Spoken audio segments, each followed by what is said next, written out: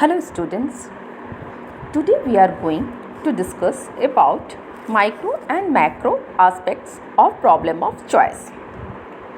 In its micro aspect, the problem relates to decision making by the individual producer are to decide what to produce, how to produce. Generally, in their decision making, the individuals are guided by the profit of maximization.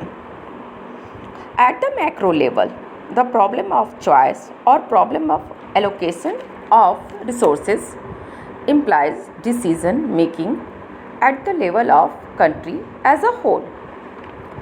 Generally, at the macro level, such decisions are guided by the considerations of social welfare and taken by the government.